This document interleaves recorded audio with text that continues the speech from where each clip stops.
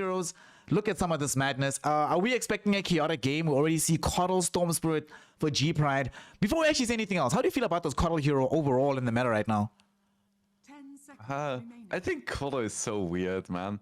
It just, I'm still confused that he's a mid hero these days.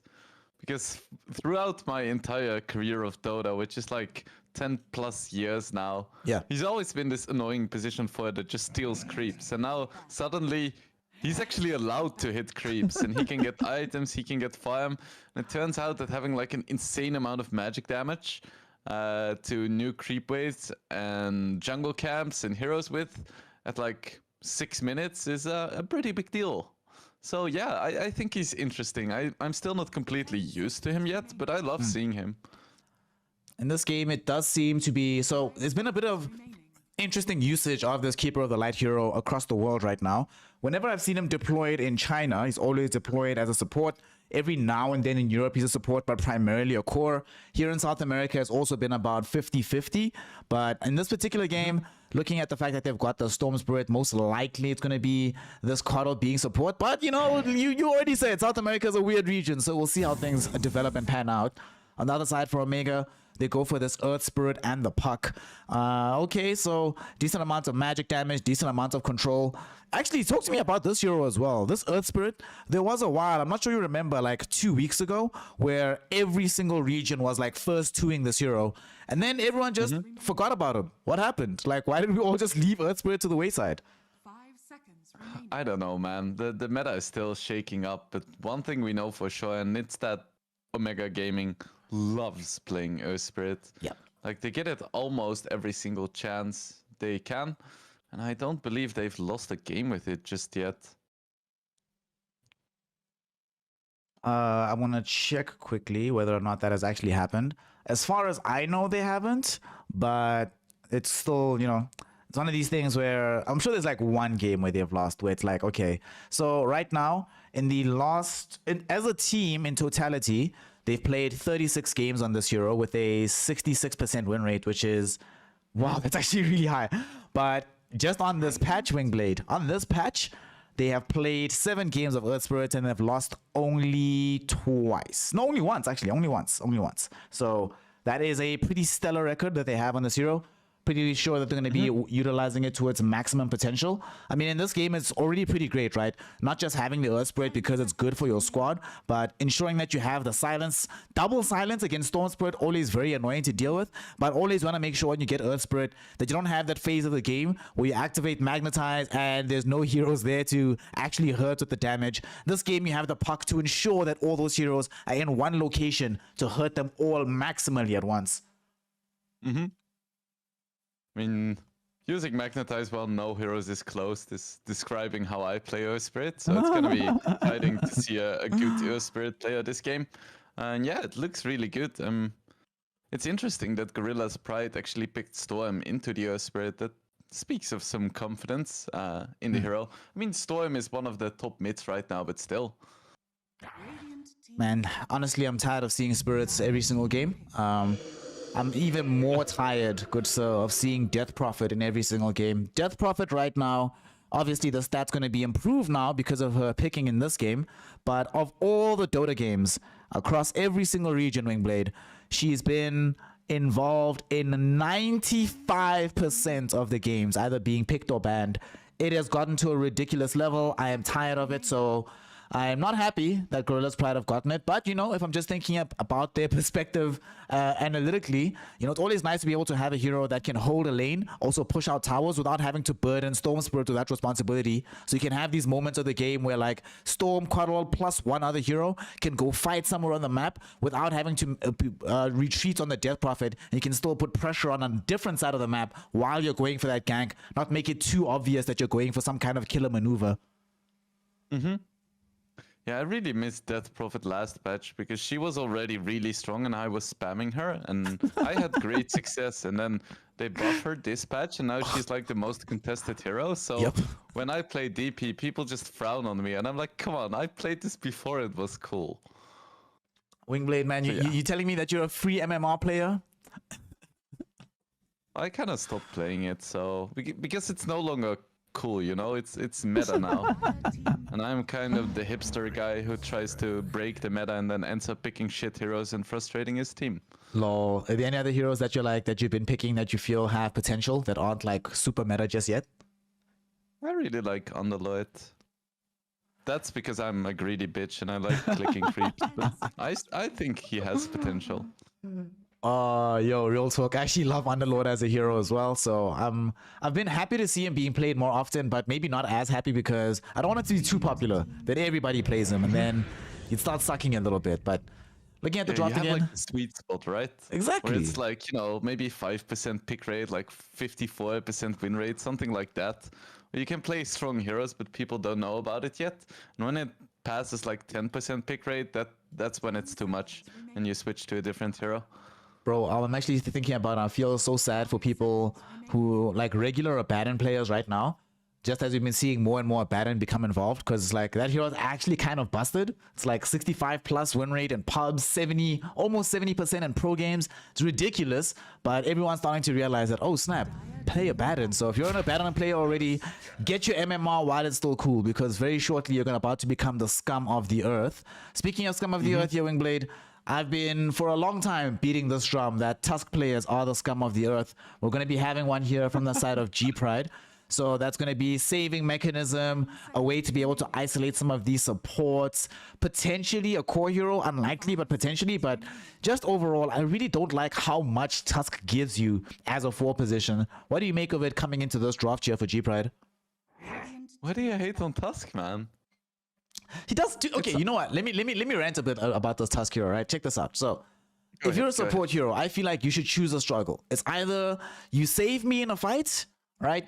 You either save me in a fight, or you start the fight, or you die for me in the fight, right? You're not allowed to do all of it. You're not allowed to also have good damage. Not allowed to be able to scale into the game. Not allowed to be able to play middle if you really want to. Not allowed to have an actually broken Aghanim Scepter as well. And not allowed to also be freaking tanky so you can play both 5 and 4 position. It's too much. It's too much. What the hell is this, man? No, no. Give me a more inner box hero. Don't give me this Tusk hero that is basically able of doing anything in a game. You know what I mean? 5 seconds remaining. Alright. Those are some solid points. People often complain about heroes like Grimstroke doing everything, but you sold me on Tusk. Yeah, Tusk does everything. Hero does everything. Yep. I mean, think about it, fam. Nah? Where we've seen this hero play a lot these days, you see it mid. If I see this hero getting picked in Europe or China, I immediately think this is the mid hero, not the support. That shouldn't happen. No. Go away, Tusk. So, but we're going to be, there's no bias. There's no bias. You know, we love the little snowman here. He's out here just chilling. And in this game, you know, as much as I'm talking trash about how much the save mechanism is very annoying, it's also going to be very annoying for the side of Omega Gaming here, Wingblade, because when you try to go in, you've only locked down 2 or 3 heroes, but Tusk isn't caught in. Suddenly he rolls through, ruins the initiation of the puck, makes sure that the ink swell doesn't trigger, and then even CK had to spend like a second or two looking around like an idiot, not knowing who to hit because everyone's snowballed up. Right, and then you snowball in with 4 heroes and you get like 4-man coiled into Inkswell, into everything. Because that's also a Tusk effect, you know? You know, maybe part of my ranting about Tusk is that I used to know a Tusk player, but I'd always lose games with him because that exact scenario would keep happening, you know? He's initiating for the enemy team, not just for my team. Yeah, Tusk is a hero of high highs and low lows. Yeah. Speaking of high highs and low lows, gaming? Oh god, okay, they lost. All right. Feels bad, man. I've been ranting about Tusk, but Wingblades, more than once in my life, you've treated me to a wonderful rant against the Venomonster hero. So please, would you furnish me with another one? Tell me why you hate this hero so much. Okay, so when you pick an offlaner, it's to kind of create space, right? Because you have other heroes in the game. But when you pick Veno, he like takes the space because he has the stupid little shit words on every single jungle camp, so he takes all of your farm. At the same time, he doesn't even push that fast, so it's not like you have a lot of space because he takes the tier 1. So then you have this hero that takes a lot of farm, right? So he has the farm. What does he do with it? Absolutely nothing, because he doesn't really skill with items. He can buy utility items, but if you want utility, why not just pick a different hero? Because the moment anyone buys a fucking BKB or a pipe, this hero is worthless. So yeah, I'm not a big Veno fan. No. As y'all can hear, Wingblade is slightly off on this Venomancer hero in general. And of course, at the end of the draft right now, things get a little bit worse for the Venomancer because we see this Juggernaut emerging for now. This is peculiar and somewhat interesting that they go back for this Jug. I've been seeing across the world, especially in China, I'm going to bring that region up a lot because that's where I work the most. But oftentimes I've been seeing a lot more Juggernaut emerge. To be fair, it often emerges there against Medusa. In this game, though, it looks so good, Wingblade. The Jug into the Puck, into this Earth Spirit, into the CK, into the Venomancer. All of them heroes that somewhat rely on being able to connect spells onto you. Once you get off with Blade Fury, you are going to be A-OK. The Juggernaut builds, sure, there's a bit of ambiguity between Battle Fury or Maelstrom as your first farming item. But generally speaking, SNY and or Manta style is your second item. In this game, it's going to definitely be Manta to deal with the double silences. This feels like the perfect hero to round out the draft with in the safe lane if you aren't going to go for some hyper farming route. So given that we have this Juggernaut on the one end and the Venomancer you hate on the other, are you favoring Gorilla's Pride a little bit more with this last pick? Or despite hating the Veno, can you still see hope for Omega Gaming in this draft right here? I quite like the Jug. I think it's good against all of Omega's heroes except for maybe the CK. But I think G Pride has enough heroes to deal with CK in general. So I quite like this Jug pick. So I think it's gonna be not Omega Gaming winning. I think it's gonna be Omega Lul because they picked Venom. Omega lol, indeed it might be. One thing normally I'm also a bit skittish about CK into Jug, but in my recent pubs, I've been seeing a lot of Juggernaut players build the Aghanim Shard, and it's proven to be a little bit value versus at least the early levels of CK. It gets bad later, but early on it's still cool. In this particular game, I definitely like it. One final question though that I have for you before the game starts. I think also it's going to be a bit tough for Omega Gaming. Is there anything that they can do inside the game itself? Is there any lane switch up they can make? Any kind of early rotation which might make the draft more playable than it looks at first glance here? I think their lanes are pretty good actually. They have a puck against the Storm, which is absolutely fine. They have like Veno +1 against let's see, it's gonna be Jug and like Kodal, I guess, which they should be fine in as well, and they have the CK left in the top lane who is fine against anything. So the one thing that Veno can do is hit this really strong 20-minute timing, and I think that's going to be a very important point in the game. If Veno can actually transition from just being annoying in lane to actually having some map presence. And this looks like a game where it should be possible as long as they team up quickly enough. Because if they give up kills on heroes like the Veno or the CK to Storm, I think it's going to be really difficult for Omega Gaming. But yeah, they have a shot. If they can transition, should be fine.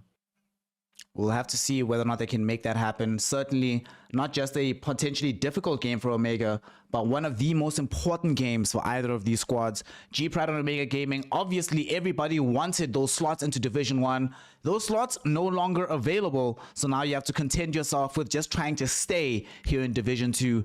If you lose this game, let me reiterate, those of you who did not hear the preamble, the loser of this game goes into a 3-way tiebreaker between themselves, No Ping, and the loser of the Dreamers versus Ravens matchup later. And whoever ends up losing those two games, all three teams in a 3-way tiebreaker, only one team are being allowed, only two teams, being allowed to stay in Division 1. The other leftover team being eliminated. It's big stuff. Going into the close qualifiers, open into close qualifiers is very, very difficult. We've seen some recognized names falter at that particular portion of the journey before, so you do not want to put yourself into that very scary position. But for the winner, all you get is to just stay here. Feels bad. You don't get to a slot in Division 1. You don't get any DPC points. You don't get a major slot. You just get to survive one more season and then hope that in Season 3, you actually make a way forward. Before we get into this game, Wingblade, isn't it a bit sad? You were talking earlier about tiebreaker problems.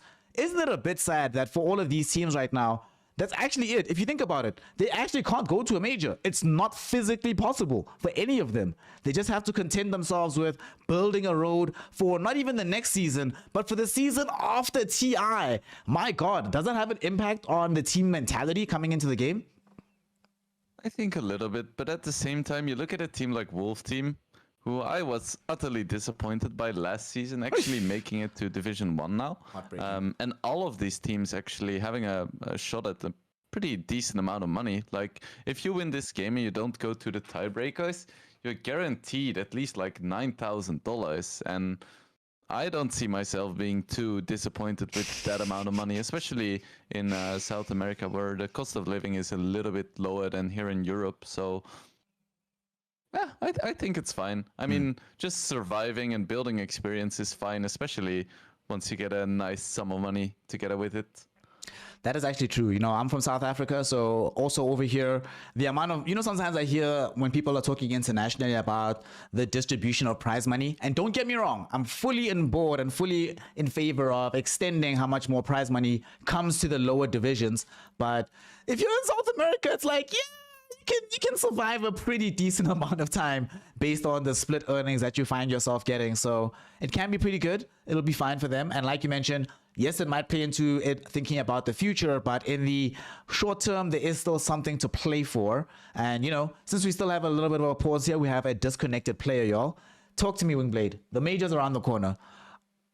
Tell me which teams, if I had to just ask you right now, top 3 teams of all the teams that have qualified, who are you going to give me? Actually, let's make it a top 4. Yeah, let's make it a bit interesting. Who are you going to give me in top 4? Oh, jeez. This question, I am not prepared. I mean,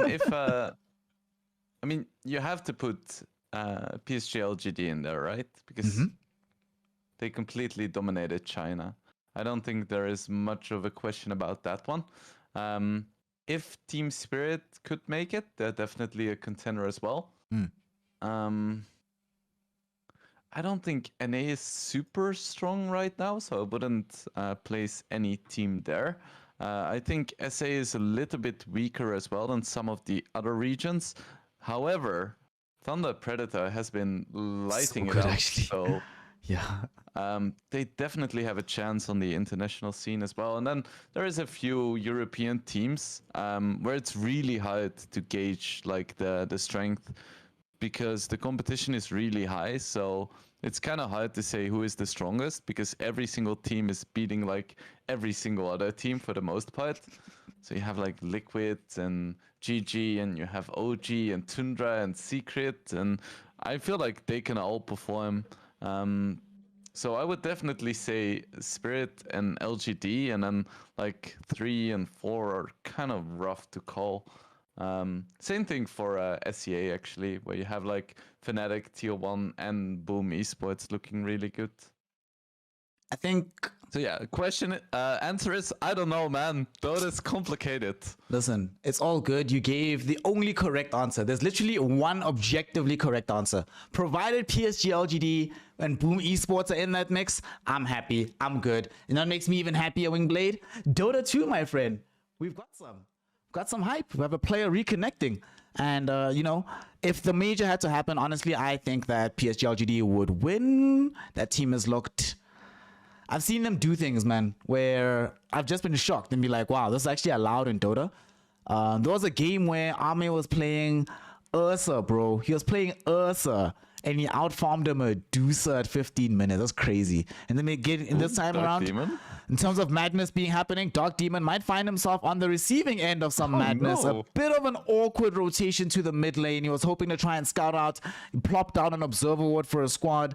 Instead, here, Wingblade, he walks headlong into G-Pride and headlong into a first blood being given away. That is a way to start the game. And that is going to be G-Pride. Who got the last hit there? Oh, man, even worse. The hero that I hate seeing in Dota because it's present in every other game. She's the one that gets the first blood. Death Prophet off to a decent start here from the off lane for Lewis. Yeah, I blame Veno. Why didn't you go feed Venom? What's up with you, fam? Yeah, what the hell? No, but it did really display the strength of Tusk with the tag team, slowing and damaging so much. Are you allowed to have level 1 spells this strong, man? I don't know. Begins.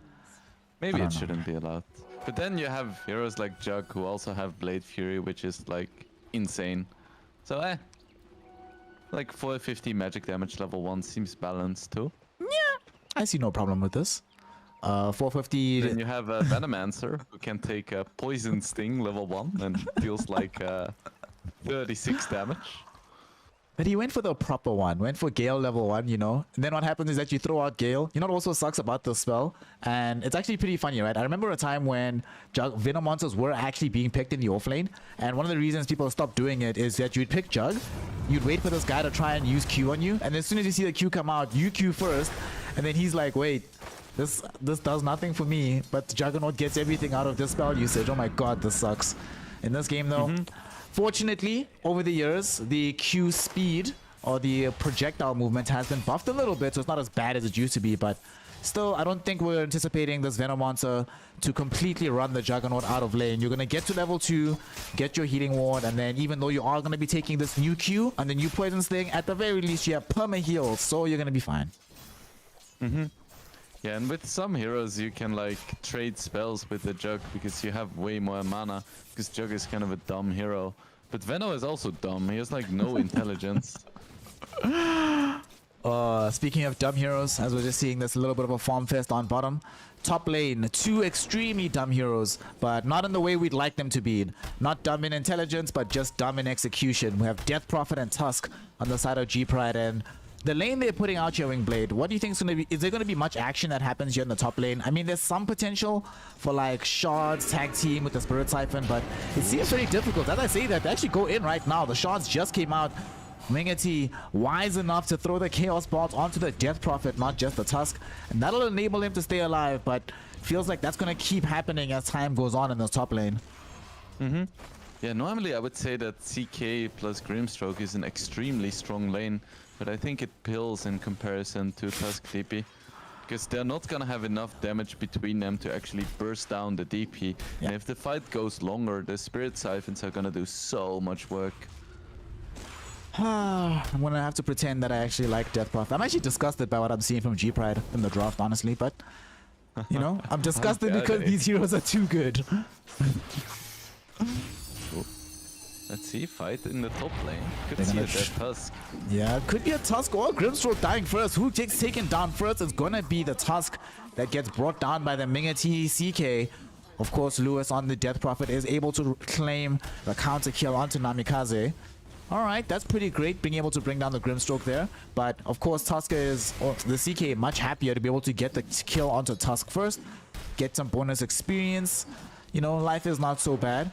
But overall, this is also what I hate about Tusk as a hero, is that whenever I see the Tusk hero played as support, you don't really care that much if you're dying. Like, as long as you get to level 8 at a decent time in the game, you're actually okay losing your life first and allowing Lewis to claim so much more from the lane in terms of farm and experience. And Death Prophet will be like, okay, I'll oblige you, I'll take this up. Also building into this a build that I hate the most here, Wingblade. Double Wraith Band, not double Wraith, sorry, double Bracer. Oh god, I hate this build so much. Please tell me, why don't people stop this? Why is Dota not fun anymore? Yeah, it's always a bit sad when tanky items are the meta because nothing ever happens. And no one dies. But hey, having 1000 HP at 3 minutes is pretty nice. 1000 HP, 5 armor, and you still have a Spirit Siphon. Alright, everything seems nice and balanced to me. I see no problems in this top lane. So turning our attention towards middle, Storm Spirit versus the Puck. Storm doing a little bit better than anticipated. Doesn't seem like he's been able to spend too much time dipping into the jungle, but it does seem like Guts has been doing fairly well here, Wingblade, to try and deal with the Jamari Puck. And he's done so pre-level 6 as well, so that means that when Puck goes to make that first big rotation, he'll be able to actually match it without just waiting for level 7 first before he can start joining these fights. Yeah, Storm is just so good at farming, even in lane. He has 2 points in Remnant now and 2 in Overload, and it's so easy to secure range creeps. And Puck is pretty good against low range heroes, but at the same time, even a Puck is not really enough to stop a Storm Spirit from farming. Nothing can stop him from You spamming see either. a bit of pressure on this Jug on the bottom lane. This is what Veno is pretty good at, but at the same time, Jug with the level 2 healing void, just gonna heal right back to full. And this is one of the reasons why Jug is so good against Veno. Yep. All your pressuring mechanisms get taken away. They try to rebuff Jug or the Veno, but Jug just able to heal through everything. I'm kind of surprised that they're actually gonna make this first big movement with Guts just as he hits level 6, but they're gonna be able to find a big kill off the back of it, bringing down the Lissex Venom monster. You normally don't expect that. You normally expect that move. I was talking about it just now. It can come normally around level 7, but he recognizes that, like, wait a second, even if I burn all my mana middle, if I go bottom, there's a Coddle there. He'll give me the Chakra Magic. I can make the dive, and we can make it look like I just went home to re-up. Very nice move from G-Pride. This not only gets them a kill, but it opens up more space for this Juggernaut you were just talking about. And now with the Venomancer being dead, he got to level 4 with no problem, about to hit 5, and practically no more lane pressure is possibly going to be applied towards the Juggernaut now. Yeah, and this is the problem with Veno as well. He has level 1 poison voids now, or plague voids, and they just give money. Yep. It's 15 gold every single time, and when a Veno doesn't get farmed, he's literally a range creep. When he gets farmed, he's like okay-ish in some situations. This is a bad start, and speaking about bad starts, Puck goes down as well. Storm Spirit really showing his strengths here. Yeah.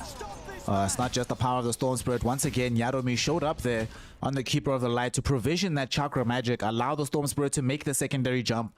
We're seeing now already Wingblade, why G-Pride, well, not G-Pride, sorry, why on the side of G-Pride they were like, well, first pick Coddle seems good, seems balanced to us, let's make that happen.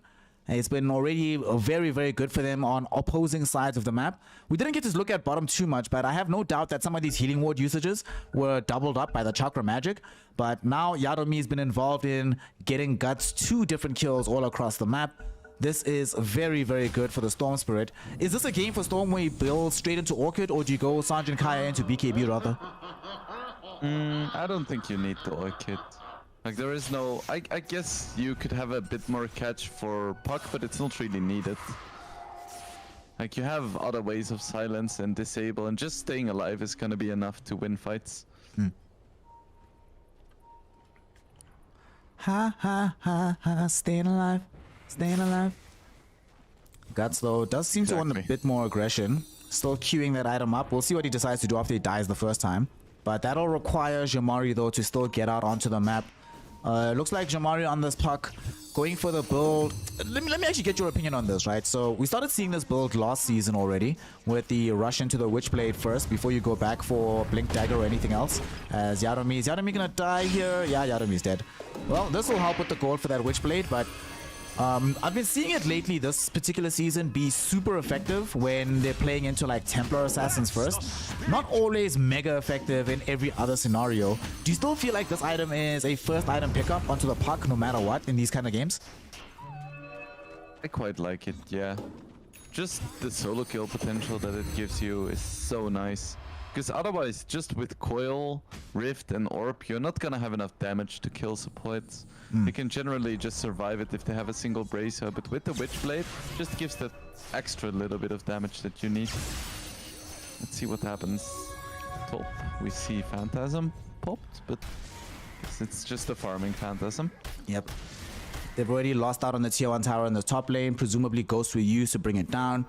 And this is always very problematic playing into the Death Prophet, right? How quickly your side of the map starts shrinking and how difficult it is to start moving her off into a smaller part of the map, because it costs her nothing after putting some aggression top to just go bottom, hold down the fort, while now starts to farm into the jungle or elsewhere. And speaking of now, he's actually getting some support here. Guts coming in. They want to try and find a kill, but they're not close enough for the Omni Slash, unfortunately. Okay, good movement there from Lissex. If Yannick was there first, they might have been able to get the roll for the kill, but they don't end up getting it. The problem though, Wingblade, is that they've now, on the side of Omega Gaming, lost their tier 1 tower top. With these TPs coming bottom, there's no way they can pressure this tower, and mid isn't going so well for them either, because Death Prophet's going to make this her home. Where do they play on the map to try and gain some advantage here against G-Pride? I think they really need to put pressure on this bottom lane. Because if the Jug just free farms and the Veno can't even take the tier 1, that hero is even more worthless than he usually is. because you never, ever want to farm your own jungle and your own camps with Venomancer. That's just cannibalizing your carry. Venomancer might end up being eaten alive by a Juggernaut here. They were hoping to try rush forward for the Omni Slash, but Dark Demon, very heads up play, moving up forward to ensure that the Omni Slash would bounce between two heroes. But yeah, exactly like you mentioned, if they don't manage to find Venomancer into a decent position, it not only slows down the game, but they're building the Spirit Vessel, which Veno not only needs for himself, but given that they're playing into this Healing Ward and the Death Prophet, there's no way that they can win these fights without having a good timed Spirit Vessel. And the way things are looking right now, Wingblade, I worry this item only comes at like 13 minutes, or probably not that bad, but 13, 14, it's not too far out of the realm of possibility, given how slow this bottom lane looks for the Lissex Venomancer. Yeah, for sure. I do think it's the correct itemization here, though. They know they have a certain timing, and just having the ability to heal up your heroes between pushes is quite valuable. Slowish game for Omega Gaming. I think it's looking quite decent for the side of G-Pride. I think a lot of what Omega wants to do is going to be locked behind Jamari, who has not finished the Witchblade, is being delivered off the courier right now. Unlikely to see them going in for a big play until they actually get the Blink Dagger available for him. Especially with how G-Pride have been spending these last few minutes playing very close together on all sides of the map. And this is one of the best ways to counter out this early Venomancer, right? Make sure that you're actually never caught in a situation where you can't just fight together. And they're just gonna put the Exorcism Ghost out on this tier 1 tower, Wingblade. Is there any counterplay available for Omega Gaming? Nope. They all went bottom, so they're just gonna try and trade the tier 1 for the tier 1. But they're gonna get more than just a tier 1 though, because they're gonna dive into the jungle to find the kill onto Namikaze. That is a dead Grimstroke, more gold in the pockets of this G-Pride lineup. This bottom lane, like you mentioned, they are going to be mounting this push. Lissex, 4 points into the Plague Ward. They can make this happen at long last. But still, the bigger and more important tower on the map has already been claimed. Tier 1 mid is gone. They've already taken the Tier 1 tower top. So G-Pride, things are feeling pretty confident for them. And the one thing that I don't like though here, Wingblade, is that now is building Battle Fury, but nobody is stacking the Ancients for him. What's happening? Team? Yadomi? Stack? Maybe? I think it's time. It's time. He's doing it. He's doing it, Snare. He's doing it. Okay. There we go. Thank you. They're just listening to you. That's very nice. They're like, this Snare guy is a pretty good caster. Let's just listen. You're like, damn, Snare, our bad, fam. We didn't know it pissed you off this much, bro. We'll fix it. Don't worry. I wish... no, it's getting pretty close. Oh, Lissex? Oh no. Wingblade, our boy Venomancer is in a spot of bother here. It's a bit of an issue. Does drop the Poison Nova? What? Okay, they're coming for the fight though on the other side of this, so they might be able to get some revenge here. Two heroes caught inside the Dream Coil. They get the Eggswell stun out, kill Tusk almost immediately. They drag back in the Death Prophet with the Reality Rift. That'll enable Jamari to claim a double kill off the Death or the Death Prophet. Okay, that's some revenge to find for Omega Gaming. You know, we wanted to see them do something on the map, and it does cost the life of the Venomancer, but maybe that's the play. You make Venomancer seem like an easy kill, but psych! Turns out that's just our initiator, just giving up his life for said initiation. Yeah, I guess this is what Veno can do. If he just drops the Poison Nova and his team is behind him so they can actually follow up, it's quite nice. And it ended up just being a 1-for-2, so a bit of a win for Omega, but at the same time, both the Jug and the Storm were farming. Like, the Death Prophet dying is unfortunate before the BKB, but it's not really game-breaking, because as strong as she isn't really a win condition in this game. Which bothers me so much. I don't understand why a hero this strong can be allowed to be in your team without being, like, the necessary hero. At the very least, like, when people play Medusa, they at least are kind enough to make sure that if the Medusa does badly, you just lose the game. But Death Prophet also does a little bit too much in the game right now. Speaking of things that Death Prophet does really well, and it might be influencing the item build on the side of Omega Gaming, Generally speaking, we see this Death Prophet always being super strong with these silences. And of course, we know that Storm Spirit is building into an early Orchid. Actually just got it completed. So Jamari preemptively angling in towards this Yule Scepter. This is very smart itemization. And it's about to arrive now, Wingblade, just as they smoke on G-Pride. This could be a great timing for Omega Gaming to potentially turn a fight around that G-Pride think they have the advantage in. Yeah, and this is the reason why I don't really like the Orchid this game for the Storm. You buy it to hunt down the puck, but it doesn't really do too much if you buy the Yules. Especially not if the puck is the one that's hunting you down. And after they get the Dream Core with the salvo of spells out on puck, Mingity able to get the full kill out onto Guts. That's one less Storm Spirit available in the game. Tusk follows him into the grave right now. Lewis trying to fight back with the Exorcism Ghost. Did quite a number onto Mingity. Almost killed the CK. But with the armlet toggles, CK will be able to live through the fight. The same cannot be said of the Lewis Death Prophet, as he's the third hero to fall in this fight. Omega Gaming, that is perfect timing. Wingblade, you were talking about how it can be detrimental to go for this first item Orchid. Not only is it detrimental, you actually lose the fight that you reveal the item in. Nothing could possibly be worse for a mid-Storm Spirit in this kind of game. Yeah, if he had Sanjay Kaya there, he would have lived, and that fight would have been completely different. At the same time, this was a 4v5, so I wouldn't expect G-Pride to be winning fights right now. We'll see. The 5 has arrived now, as Now has decided to make himself a bit more involved in the fray with the completed up Battle Fury. Regrettably, they do not manage to find any kind of engagement for him, and they just get out on the puck. You know, they do manage to keep protection on the tier 1 tower. It's still out of deny range right now, so Omega Gaming will have to try a bit harder to get this particular tower brought down. But still, overall, Omega Gaming, I don't think they can be sad about this, right? They keep all their heroes alive. They're still getting decent farm on them, and they're still staying in the jungle. They're trying to go for a bit more action, it looks like, if they can find a target. They're not going to come across that target, so it's going to be a bit of a waste of Phantasm. But overall, I feel like if you're Omega, provided you can still get this tier 1 tower middle, you're still okay with these last like 90 seconds of how the game is panning out. Yeah, and I have to give big credits to J Mari as well. I spoke about Storm Spirit farming fast, but look at the CS on this puck. Easily like the highest farmed player right now. Well, something you don't see every day. And Dark Demon rolls forward. Man, you know, there was a moment in the sun. One of the reasons I was asking you about this Earth Spirit earlier on, about how he used to get picked every game. He used to often be picked in games with Grimstroke as well, and we see the reason why right now. Ink Swell applied onto a Rolling Boulder. Incredible combination of spells. Enables them to get a kill, get a tower. And Omega Gaming now playing much more quickly on the map. And although this Juggernaut did go for this Battle Fury to accelerate his timing, it still means he has to be spending time actually getting his farm. And CK, we're almost at the point where CK is ready to fight your fam. 1,000 more gold, will have the full BKB Echo Saber Armlet available for Mingity. At that point, all that's left is the Heart of Tarrasque, and you're just good to go, man. Just keep running down these heroes on the other side.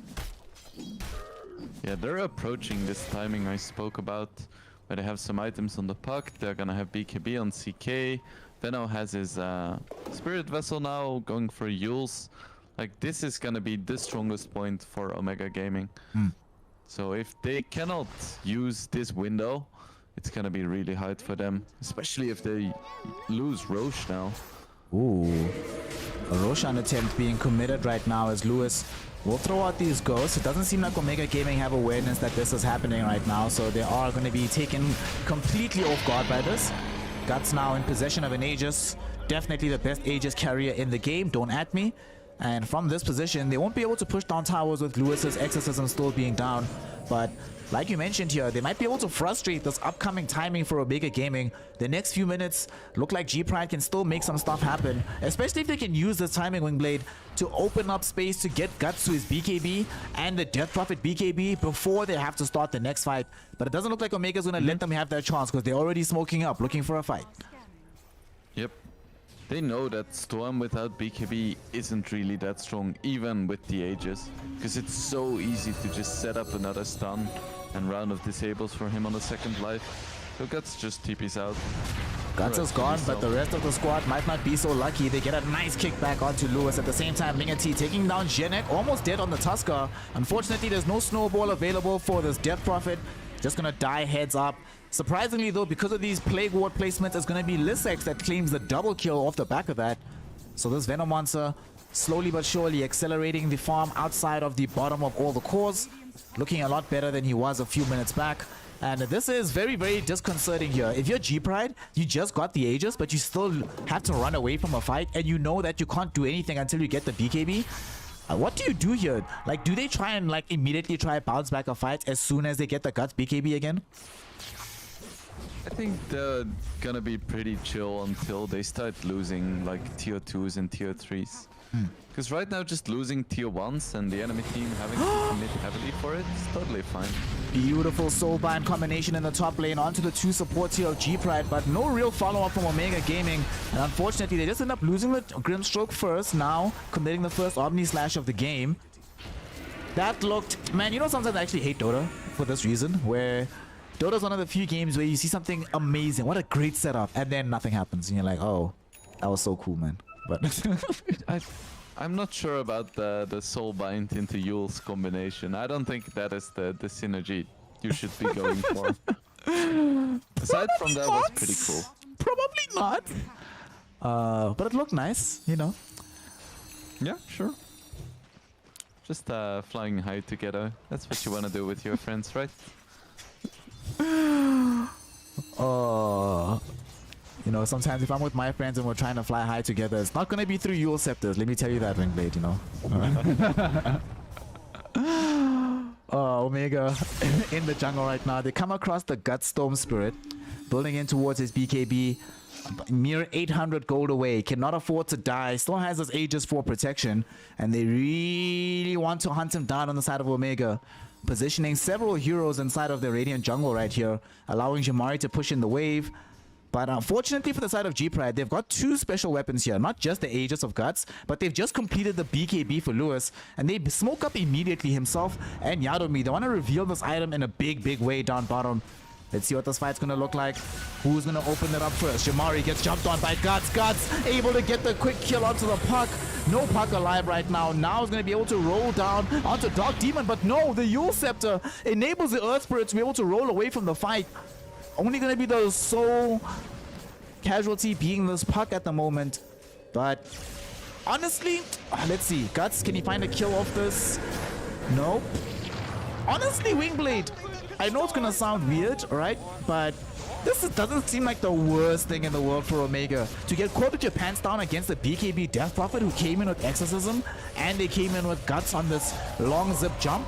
The fact that you only lose 1 hero, I thought they were gonna lose 2 or 3. It's bad, but it could have been worse in this situation.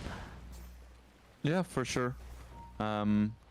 They did lose their mid, and this is supposed to be their strong timing, but all things considered, in that specific fight, could have been a lot worse, I agree. And now CK is working towards his height, so that's gonna be another little peak, but this Jug is getting stronger and stronger. Oh boy. As you can see, he can just do whatever he wants, because he has the Manta and Blade Fury now. The rest of his team, though, on the side of Omega Gaming, will be able to try and bring down the rest of the Juggernaut squad here. They've taken down the Cardinal. Genek dragged in by Reality Rift. Very nice usage of these spells. They'll chain together their disables, allow them to kill this Tusk. And that did force now to spin TP away from the situation. Is that the only kind of option they have, to just continually put the rest of the team and or Juggernaut into threatening fight position to force them to run away? Or is it one of these situations where if they don't do that, he just outscales you no matter what? Yeah, it's kind of hard to tell really, because you know this Jug is gonna be a monster in the late game. So either you try and pressure him now, or it's a really hard call for Omega, because they have their timing now. So I guess they just want to take towers and ignore the Jug. Well, Mingati almost at the heart of Tarrasque mark right now. With the BKB in tow, they're putting some pressure onto the tier 2 tower bottom, but after what happened last time, they are very reluctant to run headlong into another fiasco. So they're going to be playing this a little bit more cautiously. You know what I love about South American Div 2, man? Is the fact that these games are so chaotic. And when you look at the timer, you're like, what? It's only 23 minutes? What? I know, right? Storm with the regen rune now and a BKB as well. Oh, Puck, will they catch him? Jamari, beautiful Yule Scepter emerging from the Puck there, but there's still going to be a BKB jump from the Storm Spirit. They find the Puck here. Do they have enough to kill Jamari? Not just yet. He finally goes down. Will he be taking the Tusker down with him, though? As they did manage to get up the soul bind and a pretty big magnetized. Lewis though with the BKB running headlong with the exorcism, trying to bring down Dark Demon and Lissex, both of them falling so low. Can they escape from the fight? Indeed they can. Namikaze might not be so lucky though. Yules up from Dark Demon, buying time. Will the rest of the team be able to escape? It seems that way. And okay, that's yet another fight. Back-to-back situations here, Wingblade, where a big jump from G-Pride only enables them to kill the Puck, but nobody else. You know, normally it's the other way around, where everybody dies but Puck, but Omega Gaming giving us a bit of an inversion of expectations today. Yeah, Mingati is still using his Phantasm on cooldown for farming. And there is something to say in favor of doing it that way, but you can tell in fights that he feels kind of useless. I think he's gonna get his height and then he's gonna be a bit more conservative with it. Yeah. It just has to be the case. Fortunately for him though, he's also about to crack level 20, which is one of these power spikes for the Chaos Knight, as he's gonna get that 20 talent to pierce spell immunity. Suddenly, it's not only this Storm Spirit that has to watch himself, but even Juggernaut can find himself actually dying. And speaking of dying, Zhenek could be in some danger here. Mingati doesn't have Blink Dagger just yet though, so can't get past these ice shards. I think Blink normally comes after Hearts in this particular build-up. We'll see what he goes for. But yeah, so far, definitely he's going to be the one that's set up the mode to try and fight when he's strong. Hasn't been able to show that strength just yet, but here is the heart. So we'll see if his team wants to try and make that happen. Speaking of this Heart of Tarask, talk to me about we see him going for this Aghanim shot on the CK. Looking at now on this Juggernaut, talk to me about why he's not going for this Aghanim shot here on the Jug, especially given that he's playing into the Chaos Knight. Isn't this really good against these illusion type carries when you have that additional hit off the spin? It's quite nice, but ideally you just want to get it off Roche. Ooh, you see only actually. Alright, they force him to waste the Omni Slash, and now he's in a bit of danger here. No spin, no Omni, he's been poisoned over and up into a 3-hero Dream Coil. They've already been able to take down this Earth Spirit. Now, it's alive for now. Mingati with the BKB can't close the gap onto the Juggernaut, and now he's in trouble. BKB's expired, he's dragged back in with the Electric Vortex. G-Pride have eliminated the CK. They'll follow that up with the Grimstroke as well. And now the ones trying to escape are Lissex and Jamari. Finally, Jamari does get out of a fight, but Omega Gaming, they'll definitely tell him, hey man, go die again. We don't want to have this kind of trade. It all went so south. They came so close to killing Juggernaut, but they just overextended a step too far here, Wingblade. We talk about this all the time. Dota 2 being a game of margins. This time around, Omega Gaming, a very unfavorable margin. And you wanted a shot from Roshan, my friend? Guess what? They're in the pit, about to get it for free. Yeah. And it was another example of why his build is correct here, him surviving with just a sliver of HP. If he went for the shot, he wouldn't have survived there. Just a butterfly evasion did quite a bit in that fight. Ooh. Big jump in from this Jamari Puck. They wanted to try and snatch away this Aegis. They don't manage to do so. They'll try to flee away from this. Jamari gets out, so does this Earth Spirit. Okay, cool. Everybody's fine. Everybody's cool. Unfortunately, though, you still have given away this Aegis for free. And Namikaze very low. Be careful, my friend. The enemy team has Tusk. He doesn't have Blink just yet, but it might be on the courier now. Be careful, and indeed it is. Blink on Tusk, so you can't make these kind of random forward positions on the Grimstroke anymore. Otherwise, you're just gonna get caught and killed, my friend. And speaking about big items, Storm Spirit just picked himself up an Aghanim Scepter and also picked up a Ceremonial Robe. That is huge. CK illusions are now no longer a problem at all. Yep. Between the Aghanim Scepter on the God Storm Spirit, the Aghanim Shard on the now Juggernaut. Hell, even being able to get to this level 12 mark for Yadomi means that he's closer and closer towards getting himself towards level 15. That also has a big impact on the prowess of the CK in these fights. It's already a problem fighting into this blinding light, but slowly but surely, Wingblade, they're choking out the CK, even without directly addressing him. They're just making his game harder to play as time goes on. Yeah. I feel like Omega's window is closing slowly. If they don't start winning fights now, it's gonna be so hard. Uh-oh. When Ming T doesn't have TP. He doesn't This have could be TP, but he huge. does have allies though. They come in, they're going to be able to try help him kill Genek, but unfortunately Stone Spirit is there first. Genek still alive. Mingati, he's going to get taken down with this Earth Spirit. Venomancer threw out this Poison Nova, but Lissex only throws it out in vain. Not even able to kill Genek, who gets back to base safely. That's 3 heroes dead. That's a BKB charge utilized. And that's another one fight for G-Pride, who though they won't have access to the Exorcism, they might still be strong enough to just push headlong into the tier 2 tower anyway here, Wingblade. Yeah, especially with the Aegis Jug. Like, how are you gonna kill him once, let alone twice? Like, they just don't have the tools right now. CK is miles away from any kind of evasion piercing, and they just don't have the burst magic damage. Like, Veno is practically a creep at this point, because it's like damage over time, which gets completely negated by the healing word. And then the Earth Spirit and Grimstroke, they have a good amount of damage, but not enough to kill a 2.3k HP Jug with magic immunity built in. Oof. Magic immunity, and he's closing in on getting to the level 25 mark right now. I'm absolutely farm. Mad Lad on now at this point in time. Also building into this Aghanim Scepter, so we have more reliable ways of quickly and swiftly getting on top of these very pernicious heroes. Genek, unfortunately, might find himself dying. You know, somebody has to be sacrificed for the greater good, and that's going to be his turn to do so this time around. Might not be done just yet. They throw out the Dream Coil onto the Storm Spirit middle.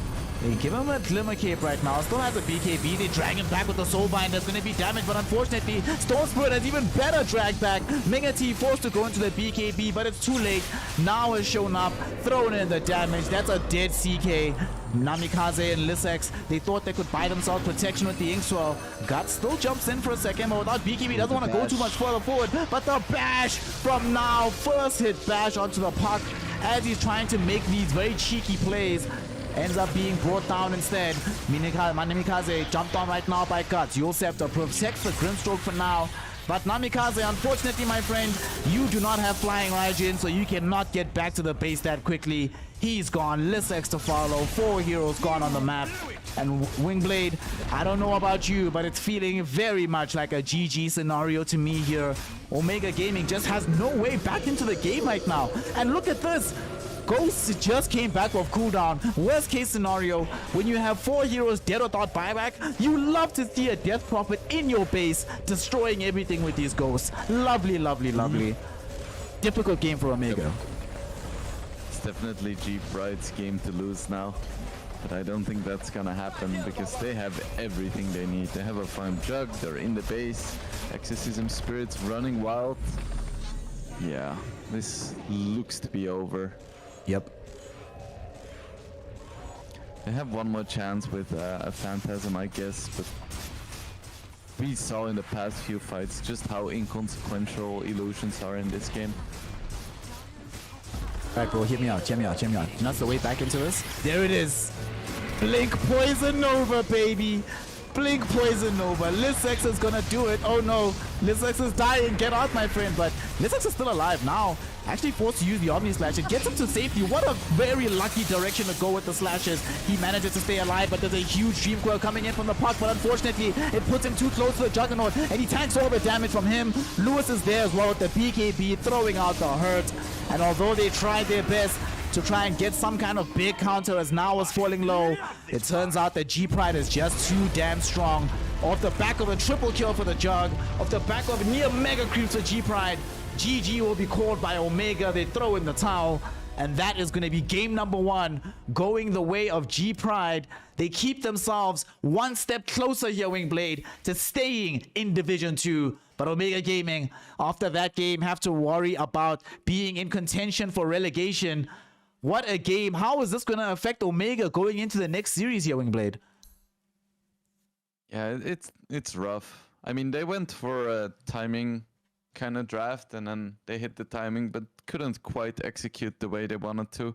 So I would expect them to maybe play a little bit